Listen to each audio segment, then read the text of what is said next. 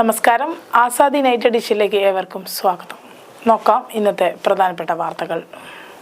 LPG ക്ഷാമം രൂക്ഷം. പൊറോട്ടയുടെ വില വർദ്ധിപ്പിച്ചു. USA ആക്രമണമുണ്ടായാൽ ഡൽഹിയിലും ബോംബെയിലും ബോംബിടും. ഭീഷണിയുമായി മുൻ പാക് ഹൈക്കമ്മീഷണർ. നുണയുടെ ഹോൾസെയിൽ ഡീലറാണ്. പ്രതിപക്ഷ നേതാവിന്റെ ആരോപണം അവജ്ഞതയോടെ തള്ളിക്കളയുന്നു.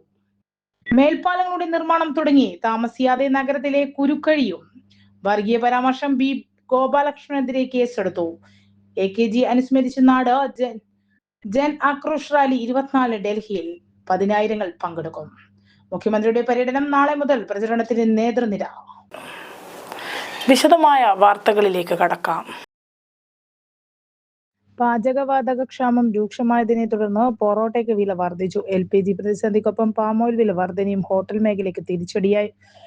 ഇതോടെ പൊറോട്ട ഒന്നിന് 3 രൂപയാണ് വർദ്ധിപ്പിച്ചത്. 13 മുതൽ 15 രൂപയായിരുന്നു മുൻപ് ഒരു പൊറോട്ടയുടെ വില. നേരത്തെ ബിരിയാണിക്കും കറികൾക്കും വില കൂട്ടിയിരുന്നു. LPG പ്രതിസന്ധി രൂക്ഷമായതോടെ കൂടുതൽ ഹോട്ടലുകൾ അടച്ചു. ചെറിയ പെരുന്നാൾ വരെ ഹോട്ടൽ തുറന്നു പ്രവർത്തിപ്പിക്കാമെന്ന നിലപാടിലായിരുന്നു ഉടമകൾ. എന്നാൽ പെരുന്നാളിന് ശേഷം പല ഹോട്ടലുകളും ഇന്ധനക്ഷാമവും സാമ്പത്തിക പ്രതിസന്ധിയും കാരണം തുറന്നില്ല. LPG പ്രതിസന്ധി മറികടക്കാൻ വില വർധന നടപ്പാക്കാൻ Kerala hotel and restaurants association നിർദ്ദേശം നൽകി. തൊഴിലാളികളുടെ ചെലവിന് വേണ്ടി മാത്രമാണ് ഹോട്ടലുകൾ ഇപ്പോൾ തുറന്നു പ്രവർത്തിക്കുന്നത്. അറക്കപ്പൊടി നിറച്ച് ഉപയോഗിക്കുന്ന കുറ്റി അടുപ്പുകളും വിറക് ഇൻഡക്ഷൻ അടുപ്പുകളുമാണ് ഹോട്ടലുകൾ നിലവിൽ ഉപയോഗിക്കുന്നത്. പാലക്കാട് LDF സ്ഥാനാർത്ഥിയുമായി ബന്ധപ്പെട്ട CPM BJP ഡീൽ എന്ന പ്രതിപക്ഷ നേതാവ് VD സതീശന്റെ ആരോപണം അവജ്ഞതയോടെ തള്ളിക്കളയുന്നുവെന്ന് CPM സംസ്ഥാന സെക്രട്ടറി V ഗോവിന്ദൻ. നുണ പറയുന്നതിനുള്ള നോബൽ സമ്മാനം കിട്ടാൻ അയാൾ ഓരോ ദിവസവും ഓരോന്ന് പറഞ്ഞുകൊണ്ടിരിക്കുകയാണ്. 8ഉം 9ഉം നുണയാണ് സതീശൻ ഓരോ ദിവസവും പറഞ്ഞുകൊണ്ടിരിക്കുന്നത്. അതുകൊണ്ട് സതീശന്റെ പരാമർശത്തോട് പ്രതികരിക്കേണ്ടതില്ലെന്ന് ഗോവിന്ദൻ പറഞ്ഞു. രാവിലെ മുതൽ രാത്രി വരെ നുണ പറയുന്ന പ്രതിപക്ഷ നേതാവായി മാറിക്കഴിഞ്ഞതായും അദ്ദേഹം കൂട്ടിച്ചേർത്തു. UDFിലെ കടലപ്പിണക്കവും കുഴപ്പവും ഇപ്പോഴും പരിഹരിക്കാൻ സാധിച്ചിട്ടില്ല. അത് ഇപ്പോഴും തുടരുകയാണ്. അവർക്ക് കേരളത്തിന്റെ പുതിയ നിലപാടുകളുമായി ബന്ധപ്പെട്ട് ഒന്നും പറയാനില്ല. എല്ലാ വികസന പ്രവർത്തനത്തെയും പൂർണ്ണമായി തള്ളിപ്പറഞ്ഞവരാണ് അവർ. ഒരു വികസനത്തെയും പിന്തുണയ്ക്കില്ലെന്ന് പരസ്യ നിലപാടെടുത്ത രാഷ്ട്രീയ പാർട്ടിയാണ് UDFിന്റെ ഭാഗമായി നിലനിൽക്കുന്നത്. CPMന് 5 ലക്ഷം പാർട്ടി അംഗങ്ങളുണ്ട്. 2.5 ലക്ഷം അനുഭാവികളുമുണ്ട്. അതിലും എത്രയോ ഇരട്ടി ആളുകൾ കമ്മ്യൂണിസ്റ്റ് പ്രസ്ഥാനത്തിന് ഒപ്പം നിൽക്കുന്നുണ്ടെന്ന് കേരളത്തിൽ. അതിനകത്തു നിന്നും 4 or 5 ആളുകൾ തെറ്റായ പ്രവണതയുടെ ഭാഗമായി മുന്നോട്ട് പോവുകയും പുറത്താക്കപ്പെടുകയും ചെയ്താൽ ആ പുറത്താക്കപ്പെട്ടവരാണ് കേരളത്തിലെ കമ്മ്യൂണിസ്റ്റ് പാർട്ടിയെ നയിക്കുന്നത് എന്നാണോ നിങ്ങളുടെ ധാരണ? കോൺഗ്രസിൽ ഇനി ആരും പോകാൻ ബാക്കിയില്ല. മിക്കവാറും എല്ലാവരും പോയിക്കൊണ്ടിരിക്കുകയാണെന്നും ഗോവിന്ദൻ പറഞ്ഞു. വർഗീയ പരാമർശം ബി ഗോപാലകൃഷ്ണനെതിരെ കേസെടുത്തു. തൃശൂർ വോട്ട് ലക്ഷ്യമാക്കി നടത്തിയ വിവാദ വർഗീയ പരാമർശത്തിൽ BJP സംസ്ഥാന വൈസ് പ്രസിഡന്റും ഗുരുവായൂർ മണ്ഡലം സ്ഥാനാർത്ഥിയുമായ അഡ്വക്കേറ്റ് ബി ഗോപാലകൃഷ്ണനെതിരെ പോലീസ് കേസെടുത്തു. തെരഞ്ഞെടുപ്പ് പെരുമാറ്റം ലംഘിച്ചെന്ന പരാതിയെ തുടർന്ന് മുഖ്യ തെരഞ്ഞെടുപ്പ് ഓഫീസർ ഡോക്ടർ രത്തൻ യു ഖേൽക്കറുടെ നിർദ്ദേശത്തിൽ തൃശൂർ കളക്ടർ പോലീസിനോട് കേസെടുക്കാൻ നിർദ്ദേശിക്കുകയായിരുന്നു.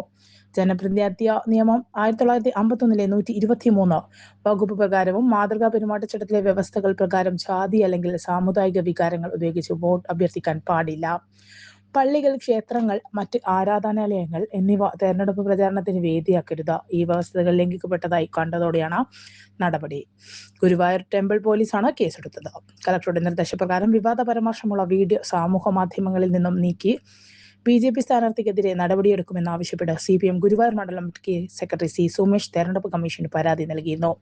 ഗുരുവായൂർ മണ്ഡലത്തിൽ 48% ഹൈന്ദവ ജനസംഖ്യ ഉണ്ടായിട്ടും കഴിഞ്ഞ 5 പതിറ്റാണ്ടും ഒരു ഹിന്ദുവും MLA ഉണ്ടായിട്ടില്ലെന്നും LDFും UDFും ബോധപൂർവ്വം ഹിന്ദു വിഭാഗങ്ങളെ അവഗണിക്കുകയാണെന്നും ബി ഗോപാലകൃഷ്ണൻ ആരോപിച്ചത്. ജനങ്ങളെ മതപരമായി ഭിന്നിപ്പിക്കാനുള്ള BJPയുടെ തരംതാണ രാഷ്ട്രീയമായതെന്ന് CPM തൃശൂർ ജില്ലാ സെക്രട്ടറി MV അബ്ദുൾ ഖാദർ പറഞ്ഞു. തുടർഭരണം സാധ്യമാക്കിയത് വലിയ നേട്ടങ്ങൾ. മുഖ്യമന്ത്രി. തുടർഭരണത്തിലൂടെ സംസ്ഥാനത്ത് ഒട്ടേറെ നേട്ടങ്ങൾ ഉണ്ടാക്കാൻ സാധിച്ചതായി മുഖ്യമന്ത്രി പിണറായി വിജയൻ. അതിദാരിദ്ര്യമുക്തമായതിലൂടെ ലോകം ശ്രദ്ധിക്കുന്ന ഇടമായി കേരളം മാറി. ഈ ഒരു നേട്ടം ആർജിക്കാൻ കഴിഞ്ഞത് തുടർഭരണത്തിലൂടെയാണ്. പാവങ്ങളോട് പ്രതിബദ്ധതയുള്ള മുന്നണി മാത്രമേ ഇങ്ങനെയുള്ള കാര്യങ്ങൾ നിർവഹിക്കാനാവൂ. കോടിയേരി പുന്നോലിൽ CH കണാരൻ സ്ക്വയർ ഉദ്ഘാടനം ചെയ്ത് സംസാരിക്കുകയായിരുന്നു അദ്ദേഹം. ജനങ്ങൾ LDFിനോടുള്ള ആഭിമുഖ്യം വർദ്ധിക്കുകയാണ്. ലൈഫിൽ 5 ലക്ഷം വീടെന്ന സ്വപ്നം സാക്ഷാത്കരിച്ച സർക്കാരാണിത്. ആത്മാഭിമാനമുള്ള പുതിയ മനുഷ്യരായി ഈ കുടുംബങ്ങൾ വീടുകളിൽ കിടന്നുറങ്ങുന്നു. UDFും BJPയും കോർപ്പറേറ്റുകളെയും അതിസമ്പന്നരെയും കുറിച്ച് ചിന്തിക്കുമ്പോൾ LDF പാവങ്ങളെ ചേർത്ത് പിടിച്ച് മുന്നോട്ട് പോവുകയാണ്. ജനങ്ങൾ ആഗ്രഹിക്കുന്ന നിലയിൽ നാടിനെ വികസനം മുന്നോട്ട് കൊണ്ടുപോകാൻ LDF സർക്കാരിന് സാധിച്ചു. എല്ലാ പ്രദേശങ്ങളിലും വികസന സ്പർശവും എല്ലാ കുടുംബങ്ങളും വികസനത്തിന്റെ സ്വാദും അനുഭവിക്കുന്നു. ജനങ്ങൾ ആഗ്രഹിക്കും വിധം നാട് ഉയരുകയും വളരുകയുമെന്ന് മുഖ്യമന്ത്രി പറഞ്ഞു. US ആക്രമണമുണ്ടായാൽ ഡൽഹിയിലും മുംബൈയിലും ബോംബിടും ഭീഷണിയുമായി മുൻ പാക് ഹൈക്കമ്മീഷൻ. US തങ്ങളുടെ രാജ്യത്തെ ആക്രമിച്ചാൽ ഇന്ത്യക്ക് നേരെ ബോംബാക്രമണം നടത്തുമെന്ന ഭീഷണിയുമായി മുൻ പാകിസ്ഥാൻ ഹൈക്കമ്മീഷണർ അബ്ദുൾ ബാസിദ്. US-ൽ നിന്നും ആക്രമണം നേരിട്ടാൽ രണ്ടാമതൊന്നും ആലോചിക്കാതെ ഇന്ത്യയിലെ ഡൽഹി, മുംബൈ നഗരങ്ങളിൽ ബോംബാക്രമണം നടത്തുമെന്ന് അബ്ദുൾ ബാസിദ് പറഞ്ഞു. പാക് ടെലിവിഷൻ ചാനലായ ABN ന്യൂസിൽ നൽകിയ അഭിമുഖത്തിലാണ് വിവാദ പരാമർശം. പാകിസ്ഥാന്റെ ദീർഘദൂര ബാലിസ്റ്റിക് മിസൈൽ പദ്ധതിയെ അപലപിച്ച US national intelligence director Tulsi ഗബാർഡിന്റെ പ്രസ്താവനയെക്കുറിച്ചുള്ള ചോദ്യത്തിന് മറുപടി നൽകുകയായിരുന്നു അദ്ദേഹം. ഇറാനിലെ സ്ഥിതി കൂടുതൽ വഷളായാൽ ഇസ്രയേലിന്റെ കണ്ണ് പാകിസ്ഥാനിലാകും. തുടർന്ന് അമേരിക്ക ഞങ്ങളുടെ ആണവ പദ്ധതിയെ തകർക്കാൻ ശ്രമിച്ചാൽ എന്തു ചെയ്യും? ഇന്ത്യ അതാണ് ഞങ്ങളുടെ മറുപടി. മറ്റാരുടെയെങ്കിലും ദൃഷ്ടി രാജ്യത്തിന് മേൽ പതിക്കുകയാണെങ്കിൽ രണ്ടാമതൊന്നും ആലോചിക്കാതെ ഡൽഹിയിലും മുംബൈയിലും ബോംബാക്രമണം നടത്തും. അബ്ദുൾ ബാസിദ് പറഞ്ഞതായി ദേശീയ മാധ്യമങ്ങൾ റിപ്പോർട്ട് ചെയ്തു.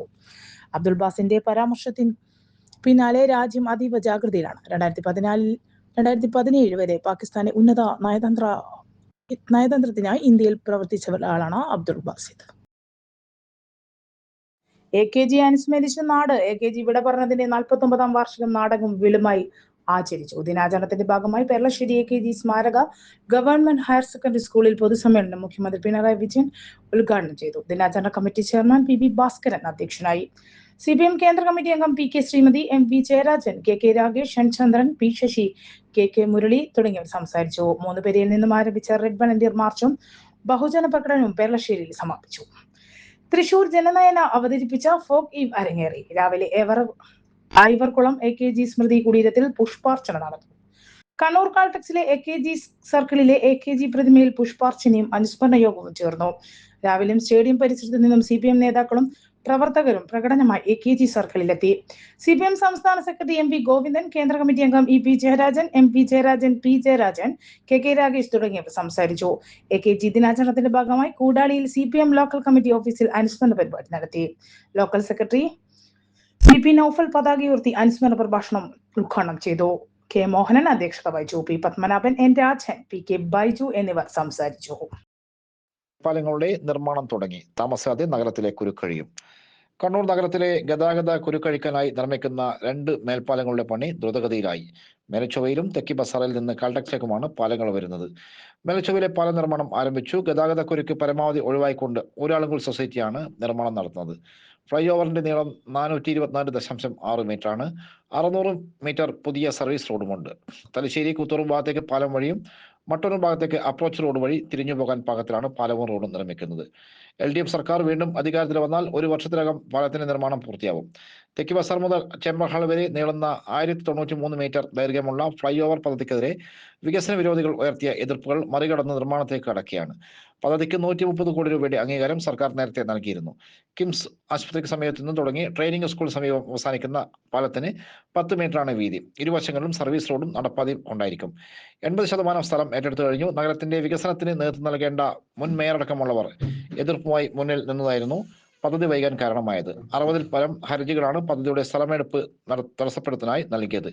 അതിൽ ഭൂരിപക്ഷത്തിനും പരിഹാരം കണ്ടു. ഏറ്റെടുത്ത സ്ഥലത്തെ കെട്ടിടങ്ങൾ നീക്കുന്നതിനുള്ള നടപടികൾ ആരംഭിച്ചു. മന്ത്രി രാമേന്ദ്രൻ കടന്നപ്പള്ളിയുടെ ആവശ്യപ്രകാരം കിഫ്ബി വഴിയാണ് സർക്കാർ സാമ്പത്തിക സഹായം നൽകുന്നത്. ഉടൻ നിർമ്മാണത്തിലേക്ക് കടക്കും. UDF സർക്കാർ അധികാരത്തിൽ വന്നാൽ കിഫ്ബി അടക്കം അവസാനിപ്പിക്കുമെന്ന് കോൺഗ്രസ് നേതാക്കൾ പ്രഖ്യാപിച്ചിട്ടുണ്ട്. അങ്ങനെ സംഭവിച്ചാൽ കണ്ണൂരിന്റെ ഗതാഗത കുരുക്കഴിക്കാനുള്ള സ്വപ്ന പദ്ധതികൾ അവതാളത്തിലാകും. സാമ്പത്തിക പ്രശ്നങ്ങളുടെ പേര് പറഞ്ഞ് നിർമ്മാണം അനിശ്ചിതത്തിലേക്ക് തള്ളിവിടുമെന്ന കാര്യത്തിലും തർക്കമില്ല. LDFന്റെ തെരഞ്ഞെടുപ്പ് പ്രചാരണം നയിക്കുന്ന മുഖ്യമന്ത്രി പിണറായി വിജയന്റെ പര്യടനത്തിന് തിങ്കളാഴ്ച തുടക്കമാകും. ഏപ്രിൽ 3 വരെയുള്ള ദിവസങ്ങളിൽ 48 കേന്ദ്രങ്ങളിൽ മുഖ്യമന്ത്രി പ്രസംഗിക്കും. CPM general secretary MA Baby, സംസ്ഥാന സെക്രട്ടറി MV ഗോവിന്ദൻ, പോളിറ്റ് ബ്യൂറോ അംഗങ്ങളായ A വിജയരാഘവൻ, പ്രകാശ് കാരാട്ട്, വിജു കൃഷ്ണൻ, മറിയം ദവളെ, മുതിർന്ന നേതാക്കളായ പ്രകാശ് കാരാട്ട്, ബൃന്ദ കാരാട്ട്, സുഭാഷ് നേരി തുടങ്ങിയവരും പൊതുയോഗങ്ങൾ സംസാരിക്കും. മുഖ്യമന്ത്രി ദിവസവും 4 പൊതുയോഗങ്ങളിൽ പങ്കെടുക്കും. തിങ്കളാഴ്ച പത്തനംതിട്ടയിലാണ് തുടക്കം. മാർച്ച് 24 ഇടുക്കി, 25 കോട്ടയം, 26 എറണാകുളം, 27 തൃശൂർ, 28 പാലക്കാട്, 29 മലപ്പുറം, 30 കൊല്ലം, 31 തിരുവനന്തപുരം, ഏപ്രിൽ 1 ആലപ്പുഴ, 2 കോഴിക്കോട്, 3 കണ്ണൂർ ജില്ലകളിലാണ് മുഖ്യമന്ത്രി എത്തുക. M A Baby March 28 Kannur, 29 Kasaragod, 30 Kozhikode, 31 Wayanad, April 1 Malappuram, 2 Thrissur, 3 Ernakulam, 4 Kottayam, 5 Thiruvananthapuram, 6-നും 7-നും Kollam. A Vijayaraghavan March 29 Thiruvananthapuram, 30 Alappuzha, 31 Kollam, April 1 Ernakulam, 2 Wayanad, 3 Kozhikode, 4 Palakkad, 5 Thrissur, 6 Malappuram. Prakash Karat March 30 Thiruvananthapuram, 31 Kollam, April 1 Kottayam, 2 Ernakulam, 3 Palakkad, 4 Kozhikode, 5 Kannur, 6 Kasaragod. Mariam Dhawale March 30 Kannur, 31 Kozhikode, April 1 Malappuram, 2 Ernakulam, 3 Idukki, 4 Alappuzha, 5 Kollam, 6 Thiruvananthapuram. Viju Krishnan March 28 Pathanamthitta, 29 Kottayam, 30 Idukki, 31 Ernakulam, April 1 Palakkad, 2 Thrissur, 3 Kozhikode, 4 Wayanad, 5 Kasaragod, 6-നും 7-നും Kannur. Subhashini അരി മാർച്ച് 30 പാലക്കാട്, 31 എറണാകുളം, ഏപ്രിൽ 1 ആലപ്പുഴ, 2 പത്തനംതിട്ട, 3 തിരുവനന്തപുരം, 4 കാസർഗോഡ്, 5 കണ്ണൂർ, 6 പാലക്കാട്. ശാസ്ത്രശില്പശാല നടത്തി. കാനശ്ശേരി ഗ്രാമീണ വായനശാല എൻ ഗ്രന്ഥാലയം ബാലവേദി ശാസ്ത്രശില്പശാല നടത്തി. ശാസ്ത്രപ്രഭാഷണം, ലഘുപരീക്ഷണങ്ങൾ, ശാസ്ത്രഗീതങ്ങൾ എന്നിവയുണ്ടായി. റിട്ടയർഡ് സ്റ്റേറ്റ് റിസോഴ്സ് പേഴ്സണൽ ജനു ഐച്ചാങ്കടി ഉദ്ഘാടനം ചെയ്തു. എം കെ അബ്ജിത്ത് അധ്യക്ഷനായി. E K Siraj, K Prakashan, P P നൈതിക, കെ കെ ആര്യൻ എന്നിവർ സംസാരിച്ചു. ഇതോടെ ഇന്നത്തെ ആസാദി വാർത്തകൾ ഇവിടെ സമാപിക്കുകയാണ്. അടുത്ത വാർത്താ ബുള്ളറ്റിൻ നാളെ രാത്രി. നാളെ വീണ്ടും കാണാം. നന്ദി, നമസ്കാരം.